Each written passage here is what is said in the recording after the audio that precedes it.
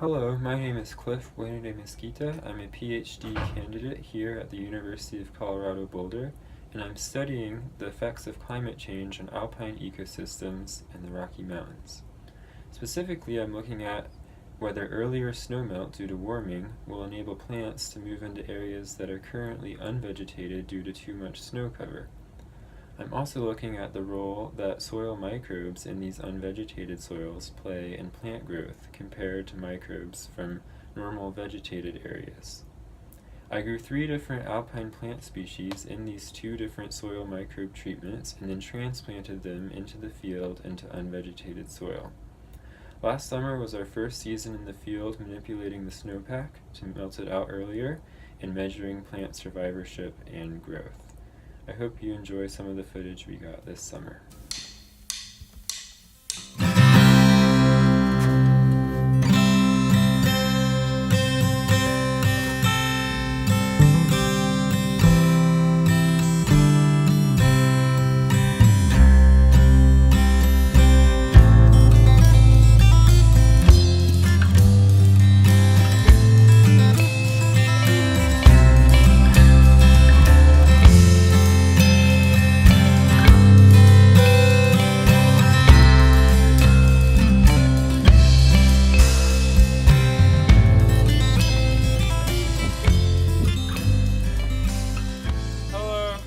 BuenoDeMesquita here, heading up to this snow bed where I have my transplants from last summer. We're going to be spreading black sand on them today to speed up the rate of snowmelt.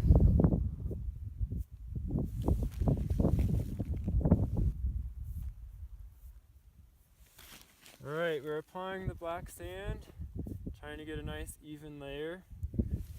A 3 by 3 meter plot to cover 1 by 1.5 meters of plants underneath here, so we have a little buffer zone. This is just a thin layer of sand, enough to soak up the solar radiation and create hopefully about 1 week to 10 days early snowmelt at this plot compared to a control right next to it where we won't put the sand. We're just checking the survival status of the transplants over here. As you can see, the plot has just melted out a couple days ago. The snow bed is still pretty close. And so far it looks like a lot of the Dyschamcia, the bunch grass, has survived. There are a couple of Silenes I see that have survived. And it looks like pretty much no Oxyria has survived. So we have some interesting insights from this field season, and the results are largely dependent on the plant species. The picas at the site dug up and ate most of our Oxyria individuals, which suggests that herbivory could be an important force regulating plants in these ecosystems. Silene had low survival across the board in our treatments, suggesting that the broader soil characteristics in the unvegetated areas are not amenable to its establishment.